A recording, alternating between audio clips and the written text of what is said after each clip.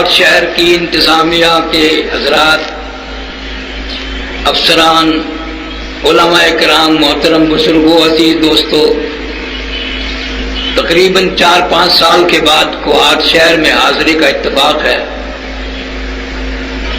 اور میں اپنے مقدر پہ ناز کرتا ہوں کہ کسی کی شادی میں نہیں آیا، کسی کی تقریب میں نہیں آیا،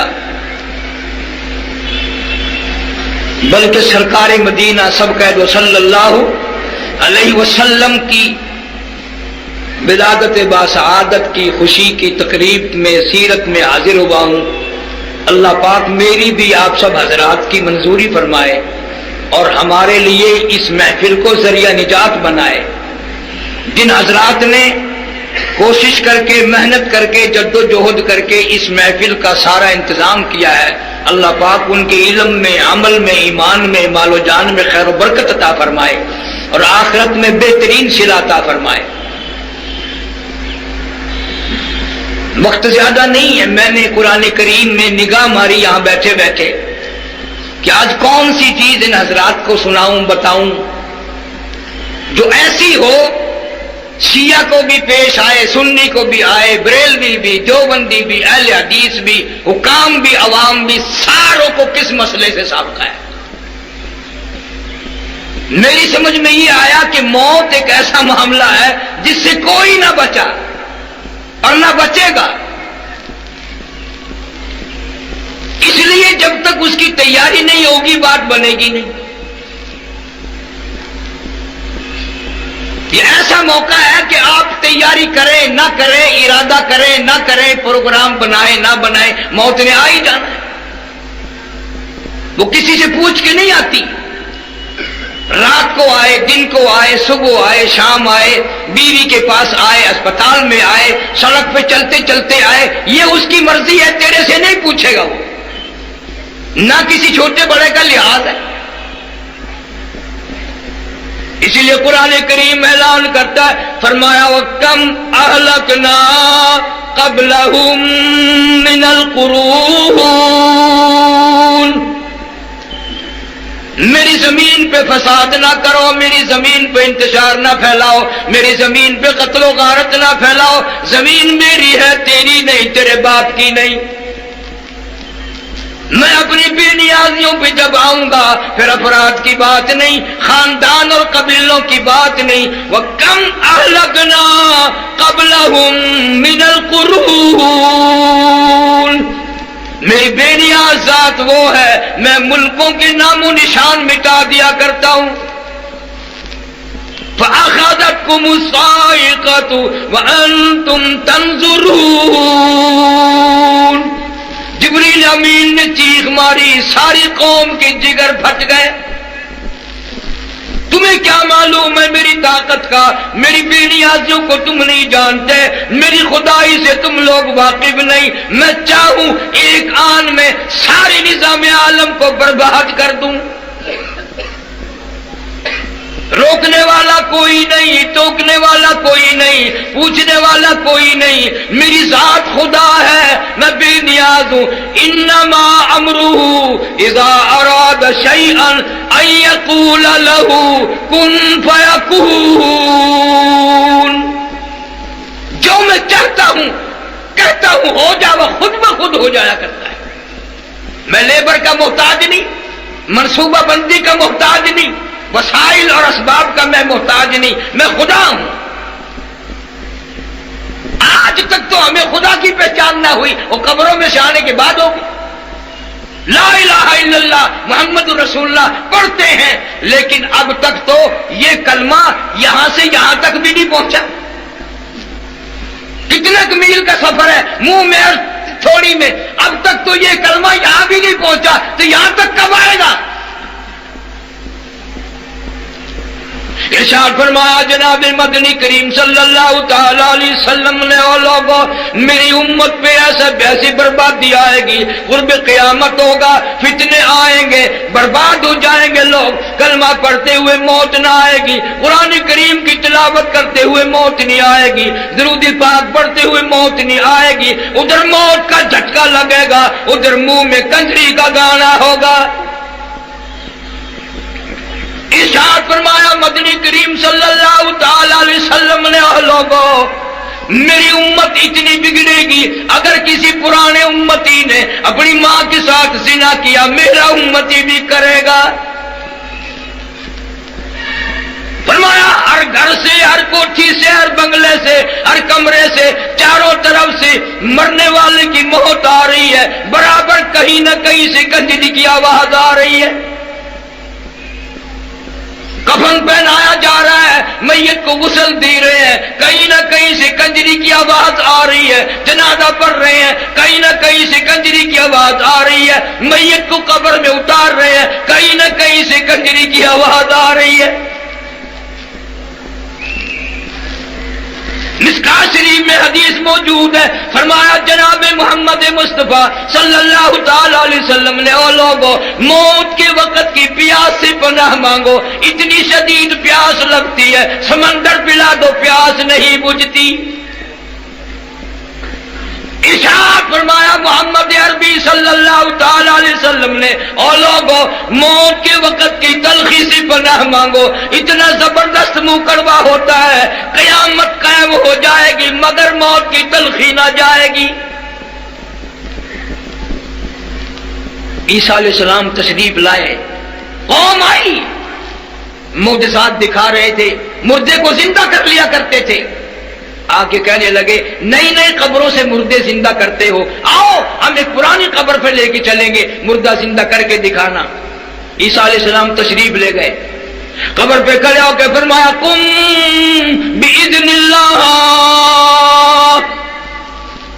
قم بإذن اللہ، اللہ کے حکم سے زندہ ہو جا۔ ایک نوجوان قبر سے نکل کر سامنے آ کر کھڑا ہو گیا۔ عیسیٰ علیہ السلام نے پوچھا آپ کون ہیں؟ تو کہا میرا نام سام ہے، میں حضرت نوح علیہ السلام کا بیٹا ہوں۔ عیسیٰ علیہ السلام کا دماغ ہل گیا، تو بڑا پرانا آدمی ہے، بڑا عرصہ قبر میں گزار بیٹھا، بڑی مدت قبر میں گزار کے آیا ہے کہ جی ہاں۔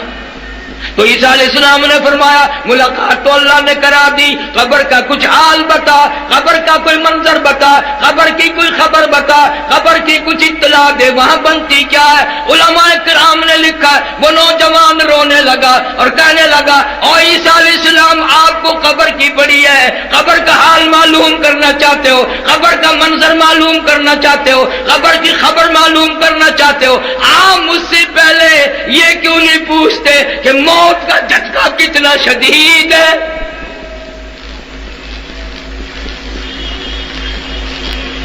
مالک کائنات کی قسم، مرتے وقت جو میرا منہ کڑوا ہوا تھا سر کے بالوں سے لے کر پیروں کے ناخنوں تک، اس وقت بھی سارا جسم کڑوا ہے۔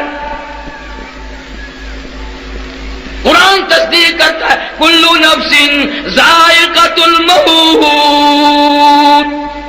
ہر نفس نے، ہر جاندار چیز نے ذائقہ چکھنا ہے۔ پتہ چلا قرآن سے موت کا ذائقہ منہ میں بھی آئے گا۔ کیلا کھاتے ہو، زبان کو کیلے کا ذائقہ معلوم ہے، مالٹے کا ذائقہ معلوم ہے، آم کا ذائقہ معلوم ہے، سیب کا ذائقہ معلوم ہے، انگور کا، شہتوت کا، انجیر کا، ہزاروں پھلوں کے آپ کی زبان کو ذائقے معلوم ہے، ہزاروں گوشت طریقوں کے، بیکری کے سامان کے، ہزاروں مٹھائیوں کا ذائقہ معلوم ہے، ہزاروں جوسوں اور شربتوں کا ذائقہ معلوم ہے۔ پر اے کو آج کے مسلمانوں، تم نے کبھی بھی قبرستان میں جا کر یہ نہیں پوچھا وہ قبر والوں ذرا بتاؤ تو صحیح موت کا ذائقہ کیسا ہے؟ تیرے منہ میں ابھی آیا نہیں، انہوں نے تجھے بتایا نہیں، تجھے پتہ کیسے چلے کہ موت آئے گی کیسے؟ ارشاد فرمایا مدنی کریم صلی اللہ تعالی علیہ وسلم نے، او لوگو موت کے وقت کے پسینے سے پناہ مانگو، ایسا پسینہ آتا ہے ساری زندگی میں کبھی نہیں آیا۔ ارشاد فرمایا محمد کریم صلی اللہ تعالی علیہ وسلم نے، اور لوگوں موت کے وقت کی گھبراہٹ سے پناہ مانگو، اتنا زبردست گھبراہٹ آئے گا ساری زندگی میں کبھی نہیں آیا۔ ارشاد فرمایا مدنی کریم صلی اللہ تعالی علیہ وسلم نے، اور لوگوں موت کے جھٹکے سے پناہ مانگو، موت کے صدمہ عظیم سے پناہ مانگو، موت کے خطرناک وقت سے پناہ مانگو۔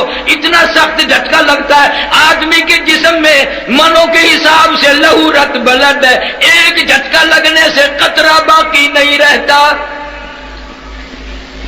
کانوں کے پردے پھٹ جاتے ہیں، آنکھوں کا نور ختم ہو جاتا ہے، 360 رگیں ٹوٹتی ہیں۔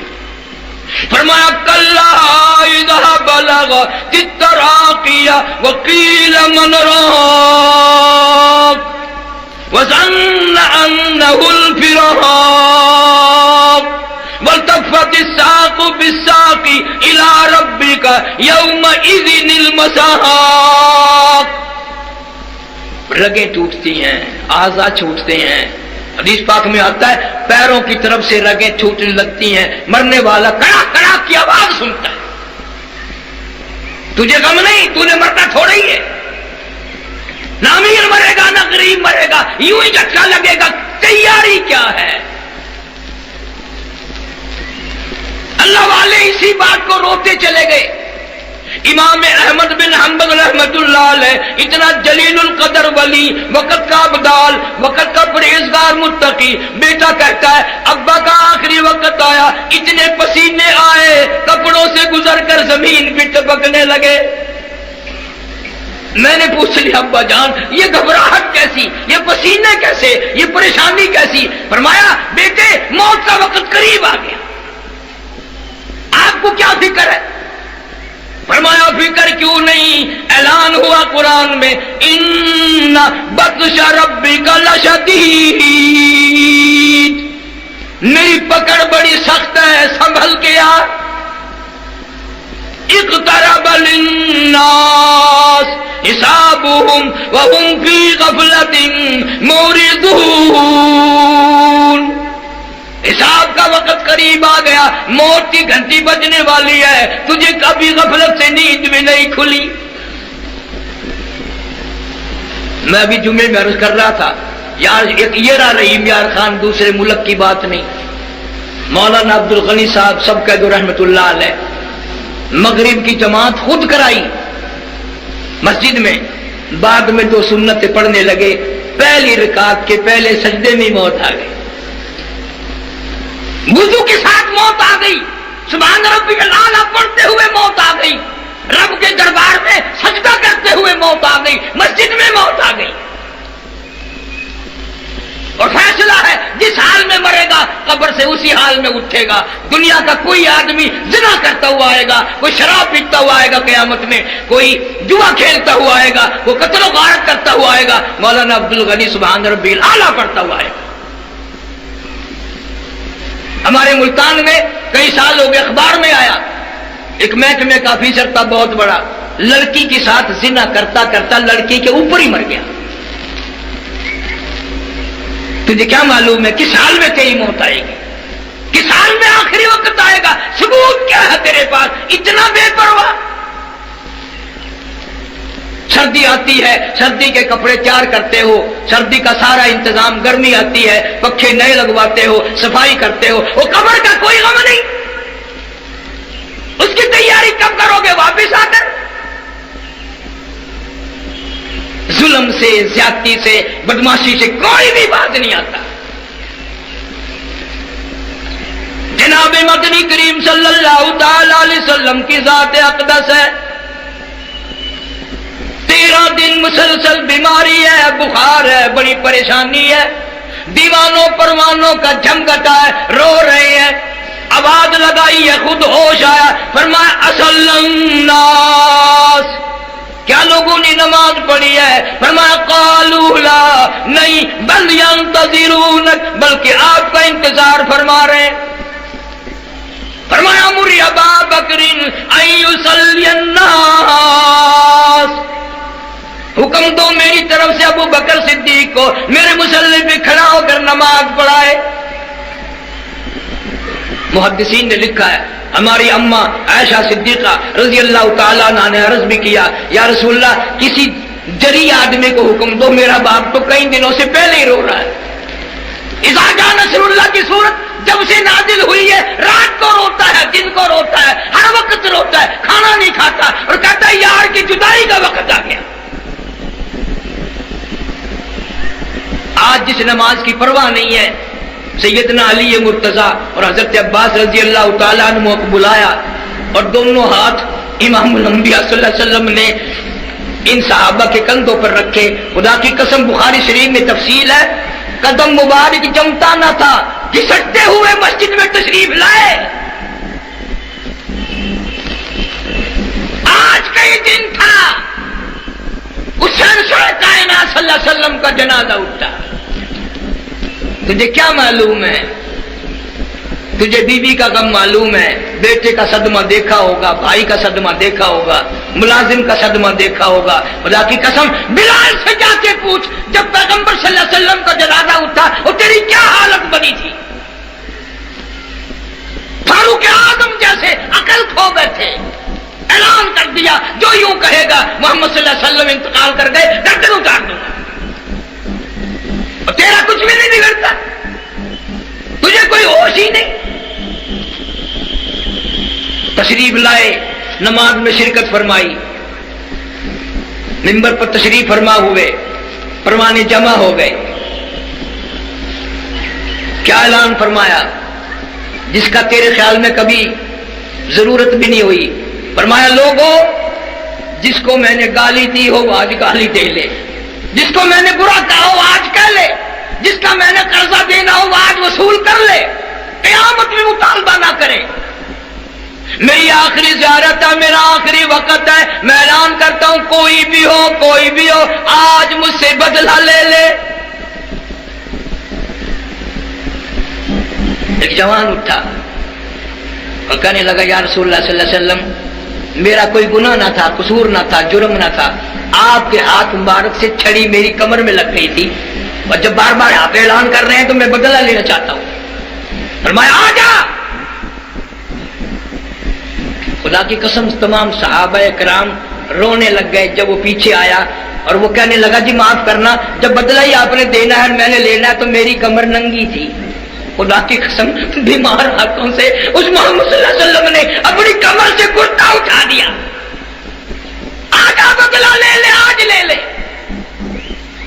اس نے آگے بڑھ کر دونوں کندھوں کے درمیان مہر نبوت تھی، اس کو بوسہ دے کر کہنے لگا مجھے آپ نے کم مارا تھا، عمر بھر کی تمنا تھی، آرزو تھی، حسرت تھی، کبھی تو اللہ موقع دے میں مہر نبوت کو بوسہ دوں، آج میری تمنا پوری ہو گئی۔ آپ کو کوئی فکر نہیں، کوئی غم نہیں، نہ قبر کا، نہ حشر کا، نہ قیامت کا، نہ پلسرات کا، نہ حساب و کتاب کا، کوئی غم بھی نہیں۔ قرآن کہتا یوم یفر المرء من اخیہ وامہ وابیہ وصاحبتہ وبنیہ، اما ابا بیوی اولاد کوئی بھی کام نہیں آئے گا۔ یا ایھا الناس اتقوا ربکم ان زلزلۃ الساعۃ شیء عظیم۔ اور لوگوں ڈرو اس پروردگار سے جو زمین کو بوریے کی طرح لپیٹ دے گا۔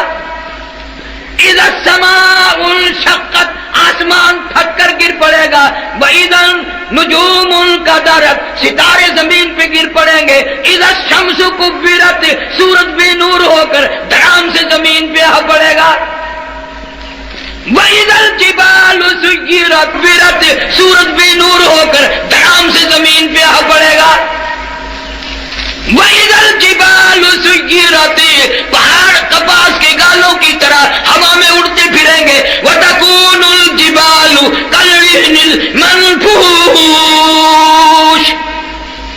اتنے وزنی پہاڑ روئی کے کپاس کی طرح ہوا میں اڑتے پھریں گے، تیرا کیا بنے گا؟ فرمایا قرآن ہے اتنا خطرناک وقت آئے گا، یوم ترونہا تذہل کل مرضیۃ عما ارضعت وتضع کل ذات حمل حملہا وتری الناس سکارى وما هم بسکارى ولکن عذاب اللہ شدید۔ حاملہ کا حمل گر جائے گا، ماں اپنے دودھ پیتے بچے کو زمین میں پھینک دے گی، اتنا بھیانک وقت ہوگا، اتنا خطرناک وقت ہوگا، کیا چیز میری تیرے کام آئے گی؟ صحابہ کرام رضوان اللہ تعالی علیہ مجمعین کی پوری جماعت نے ہر لفظ پہ نبی کے سامنے عمل کر کے دکھایا۔ سفیان ثوری رحمۃ اللہ علیہ بہت بڑے ولی ہیں، آخری وقت ہے، رو رہے ہیں، زمین پہ ناک رگڑ رہے ہیں۔ کسی نے پوچھا کیا ہوا؟ فرمایا موت قریب آ گئی۔ نے کہا پھر کیا ہوا؟ تو بہت بڑے ولی اللہ ہیں۔ فرمایا میں ولی اللہ ہوں، وہ بے نیاز نہیں ہے۔ سفیان ثوری رحمۃ اللہ علیہ بہت بڑے ولی ہیں، آخری وقت ہے، رو رہے ہیں، زمین پہ ناک رگڑ رہے ہیں۔ کسی نے پوچھا کیا ہوا؟ فرمایا موت قریب آ گئی۔ نے کہا پھر کیا ہوا؟ تو بہت بڑے ولی اللہ ہیں۔ فرمایا میں ولی اللہ ہوں، وہ بے نیاز نہیں ہے، ڈرتا ہوں اس کی ذات سے۔ فَذَرْنِي وَمَن يُكَذِّبُ بِهَذَا الْحَدِيثِ۔ کئی قرآن میں اللہ یہ نہ فرماتے چھوڑو اس کو میں سنبھالوں گا، چھوڑو اس کو میں سنبھالوں گا۔ امام اعظم امام ابو حنیفہ رحمۃ اللہ علیہ 53 حج کیے 53 اپنی عمر میں، 53 حج فرمایا اللہ والے نے، اور ایسے حج کیے گھر سے لے کر بیت اللہ تک، روض رسول صلی اللہ علیہ وسلم تک پیدل گئے، پیدل آئے۔ لیکن ڈر کا خوف کا یہ عالم ہے، آخری حج پہ گئے ہوئے، ایک ہاتھ میں غلاف کعبہ پکڑا ہوا ہے اور ایک ہاتھ میں اپنی سفید داڑھی پکڑی ہوئی ہے، رو رہے ہیں یا اللہ میرے پلے کچھ نہیں، کچھ نہیں، میری جتنی داڑھی کی لاج رکھ کے مجھے معاف کر دے۔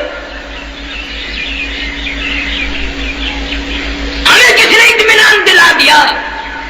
اسی کو مجذوب کہتا ہے بحر غفلت یہ تیری ہستی نہیں، بحر غفلت یہ تیری ہستی نہیں، دیکھ جنت اس قدر سستی نہیں، راہ گزر دنیا ہے بستی نہیں، ہوش کر کچھ جائے مستی نہیں۔ تیرے جیسے ان شہروں سے ہزاروں جنازے گزر گئے، ان گلیوں سے ہزاروں جنازے گزر گئے، اور تیرا پتہ ہی نہیں جنازہ بھی گزرے گا کہ نہیں، قبر بھی ملے گی کہ نہیں، کفن بھی ملے گا کہ نہیں، غسل بھی ملے گا کہ نہیں، تجھے کیا معلوم؟ میں 2-3 سال پہلے حیرت رحمت جنگ کے پاس سے وہاں گیا، لوگوں نے بتایا کہ اس دریا میں ایک لاش تیرتی ہوئی آئی، سرکاری آدمیوں نے وہ لاش نکال کر بستی والوں کے حوالے کر دی، بھئی مسلمان ہے دفن کفن کرو۔ مولوی صاحب نے لاؤڈ اسپیکر کھولا اور اعلان کیا بی بی بہنوں 2-2 4-4 آنے بچوں کے ہاتھ بھیجو، بے وار سی لاش ہے، کفن خریدنا ہے۔ پیسے آ گئے، کفن خرید لیا، غسل دے کے کفن پہنا کے جنازہ پڑھ کے دفن کر دیا۔ چوتھے دن پتا چلا جس پہ ٹکے ٹکے کا کفن کا چندے کا کفن پڑا 35 مربوں کا مالک تھا۔ تجھے کیا معلوم ہے تیرے نصیب میں کیا لکھا ہے؟ ناز کرتے ہو؟ اللہ فرماتے ہیں وما تدری نفس ماذا تکسب غدا وما تدری نفس بأي ارض تموت ان اللہ علیم خبیر۔ کسی کو معلوم نہیں کس زمین کے ٹکڑے پہ موت آئے گی، کس وقت آئے گی، اللہ پاک جانتا ہے۔ اور اللہ والوں کو تو اتنا غم رہا ساری عمر اس مرنے کا۔ خواجہ قطب الدین بختیار کاکی سارے کہہ دو رحمت اللہ علیہ، اتنا بڑا ولی۔ بابا فرید الدین سترگنج رحمت اللہ علیہ کی پیر کی بات کر رہا ہوں، بڑے بڑے ولیوں کے پیر کی بات کر رہا ہوں، آج کل کی نہیں۔ آخری وقت آیا، وصیت نامہ لکھ دیا۔ ہم تو یہی لکھیں گے نا، چھوٹی بیوی کا فلانا بنگلہ، بڑی بیوی کا فلانا گھر، فلانا زمین اس کی، ہم تو یہ وصیت، اور یہ بھی نہیں لکھیں گے تو خوب کچہریوں میں گالیاں ملیں گی۔ اللہ والے نے وصیت نامہ لکھا، اس لیے عرض کر رہا ہوں لوگ یہ کہتے ہیں کہ یہ ولیوں کو نہیں مانتے، دیکھو ہم تو ولیوں کے جنازے کو بھی وصیت نامے کو ہی مانتے ہیں۔ خواجہ قطب الدین بختیار کاکی رحمت اللہ علیہ نے لکھ دیا میری نماز جنازہ وہ آدمی پڑھائے جس کی ساری عمر میں، ساری عقل ہوش میں، بالغ ہونے کے بعد ایک وقت کی نماز نہیں بلکہ ایک وقت کی جماعت کی نماز قضا نہ ہوئی ہو۔ جماعت، نماز نہیں جو ہم قضا کرتے ہیں، جماعت۔ میری نماز جنازہ وہ آدمی پڑھائے جس کی ساری زندگی میں ایک وقت کی جماعت بھی قضا نہ ہوئی ہو۔ سواری 3 سواریوں کے سوا کچھ نہ تھی، گھوڑا، گدھا، اونٹ یا پیدل، بس اتنا بڑا مجمع جنازے کے لیے آیا، 20,000 محدث تھے، 80,000 قرآن کے حافظ تھے، کئی لاکھ کا مجمع ہے۔ دلی جامع مسجد کے سامنے جنازہ رکھا ہوا ہے، مگر پڑھانے کی جرت کوئی نہیں کرتا، وصیت نامہ سامنے لٹکا ہوا ہے کہ یہ شرطیں ہوں تو میرا جنازہ پڑھائے۔ آج کل کا دور ہوتا تو ایسا آدمی جنازے کے لیے آتا جس نے کبھی پڑھی ہی نہ ہو، انہوں نے کہا چلو یار اخبار میں فوٹو تو آئے گا۔ سچائی کا دور تھا، مکر فریب ڈھنگ کا زمانہ نہ تھا۔ میں قسم کھا کے کہتا ہوں تاریخ کے احوال کے اعتبار سے کسی نے جرت نہ کی۔ عصر کا وقت آ گیا، سارا دن ہو گیا، دلی شہر میں دنیا مخلوق عالم حافظ قاری محدث کھڑے ہیں۔ عصر کی نماز بھی پڑھی جا چکی۔ اب ایک آدمی اگلی صف میں سے نکلا، اگلی جماعت میں سے نکلا اور خواجہ قطب الدین بختیار کاکی رحمت اللہ علیہ کے پاس پہنچا اور یوں منہ کا کپڑا کفن سے اٹھا کے کہنے لگا، خواجہ کیا ملا؟ تیرے سوا میرے رب کے سوا کسی کو پتا نہ تھا میں کون ہوں کیسا ہوں، اب میں پھنس گیا ہوں، اگر تیرا جنازہ پڑھاتا ہوں میرا پردہ کوئی نہیں، پردہ کرتا ہوں تیرا جنازہ پڑھانے والا کوئی نہیں۔ او خواجہ اپنی اللہ اللہ کر کے چلے گیا، کیا ملا؟ میرا راز فاش کر دیا، مجھے لوگوں کے سامنے رسوا کر دیا، میرا پردہ کھول کے دنیا سے گئے، کیا ملا؟ جوان رویا ہے اور اتنی سی بات کہہ کے جماعت صفے بندی تو کھڑی تھی، صبح کی نماز پڑھا دی۔ میں تمہیں قسم اٹھا دیتا ہوں، علماء نے جو لکھے ہیں کسی نے اعتراض نہیں کیا کہ تیرے اندر فلاں شرط نہیں تھی، کسی نے اعتراض نہیں کیا، اتنا متفقہ، تمام امت کا متفقہ۔ اور ایک اور سن لو، یہ کسی مسجد کا ملا امام نہیں، خطیب نہیں، کوئی شیخ الحدیث نہیں، مدرس نہیں، مفتی نہیں، قاضی نہیں، یہ عین اسی وقت کا بادشاہ خواجہ شمس الدین التمش تھا۔ مسلمانوں کبھی بادشاہ ایسے ہوا کرتے تھے، جماعت کی نماز نہ گئی، تہجد کی نماز نہ گئی، عصر کی سنتیں نہ گئی، غیر عورت میں کبھی نظر نہیں پڑی۔ شمس الدین التمش کو پوری دنیا نے یہ ثابت کرتے ہوئے دیکھ لیا کہ واقعی یہ صفتیں ساری اس میں موجود ہیں۔ آج چھوٹا بڑا اپنے آپ کو بالکل فارغ سمجھتا ہے، مجھے کون پوچھنے والا ہے؟ نہیں، یہ بات نہیں ہے۔ جب وہ پوچھنے پہ آئے گا تو بتانے والے ملیں گے بھی نہیں، کون ملے گا؟ بڑے بڑے ولی اللہ بادشاہ گزرے ہیں، سلطان ناصر الدین محمود دلی کے تخت شہنشاہی پہ 23 برس حکومت کی۔ بیوی ہر وقت بیگم کہتی ایک نوکرانی تو لا دو، مر گئی ہوں برتن صاف کرتی ہوں، جھاڑو لگاتی ہوں، کپڑے دھوتی ہوں، یہ کرتی ہوں وہ کرتی ہوں۔ سلطان ناصر الدین کہنے لگا تیرا خیال یہ ہوگا کہ نوکرانی لا کے دوں گا، سرکاری خزانے سے اس کی تنخواہ دی جائے گی، میں ایسا ہرگز نہیں کروں گا، ایش تو کرے قبر میری تباہ۔ بادشاہ کی بات ہے۔ غیاث الدین بلبند رحمہ اللہ نے دلی کے تخت شہنشاہی پہ 21 برس حکومت کی، 21 آنے بھی سرکاری خزانے سے نہ کھائے۔ سلطان عالمگیر رحمت اللہ علیہ نے تیاری کی مرنے کی، تم سوچ رہے ہو وہ زہر نہیں کھایا بلکہ تیاری کی، دیہات سے کپاس منگوائی، روئی، اس کو کٹوایا اور اس کا پیسے دے کر کپڑا بنوایا اور کاٹ کاٹ کر اس کی ٹوپیاں اپنے ہاتھ سے سی، اور وہ ٹوپیاں چاندنی چوک دلی میں کھڑے ہو کر کے فروخت کی۔ 6 روپے 12 میں رقم بنی، ایک تھیلی میں بند کر کے اوپر مہر لگا دی اور لکھ دیا عالمگیر کا کفن ان پیسوں سے خریدا جائے۔ یہ میری مزدوری کے پیسے ہیں، یہ میرے حلال کے پیسے ہیں، یہ میرے خون پسینے کے پیسے ہیں، یہ میری کمائی ہے۔ میں پرایا اور غلط قسم کا کفن پہن کر اللہ کے یہاں جاتا ہوا شرم آتی ہے۔ بادشاہوں کو اس بات کا احساس ہو گیا کہ کفن حلال کا ہونا چاہیے، کفن اللہ کے یہاں جانے کا آخری لباس ہے، وہ تو حلال کا ہو۔ لیکن آج ہمیں اس کا بھی فکر نہیں۔ اگر پہلے گھر میں آ کے بیوی پوچھے گی یہ کپڑا کس لیے لائے؟ پھر کفن کا لائے، باہر پھینک دیں، چل پڑے، ہم کفن کو گھر میں کیوں رکھے؟ رکھتا ہی کوئی نہیں۔ میں ایک دن مسجد میں اپنی باولپور روڈ ملتان پہ زور کی نماز کے بعد پان پون چا بھرا تھا، ایک کار والا آیا اور واپس کار کر کے جانے لگا۔ میں کھڑا ہو گیا، میں سمجھا تھا نماز پڑھنے آیا، اور میں نے کہا نماز نہیں پڑھتا کہ کہیں اور پڑھوں گا۔ میں نے کہا کیوں؟ مجھے کہتا ہے تم یہاں نماز پڑھنے نہیں دیتے۔ میں نے کہا کیسے؟ کہ یہ جنازے کی چارپائی سب سے سامنے کھڑی کی ہوئی ہے۔ منجا کا دیکھ کر مجھے تو دل کا اٹیک ہونے لگا ہے۔ میں نے کہا واہ بھائی واہ، منجا دیکھ کر اٹیک ہو گیا تو تختے پہ تیرا باپ جائے گا؟ اس تختے پہ کون جائے گا؟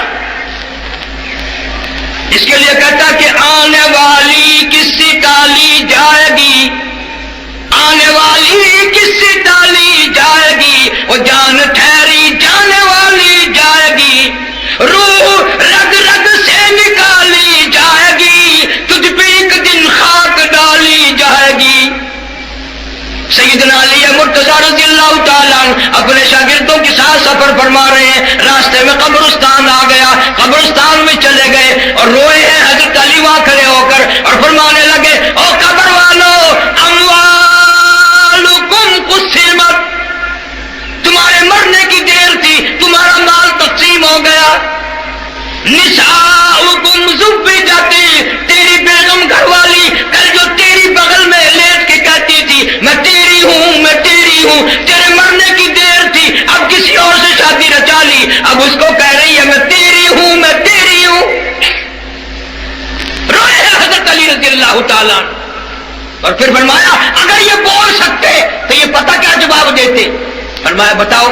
فرمانے لگے یہ سرائے در مسافر ہو بخدا یہ کسی کا مکان نہیں، نعرہ تکبیر،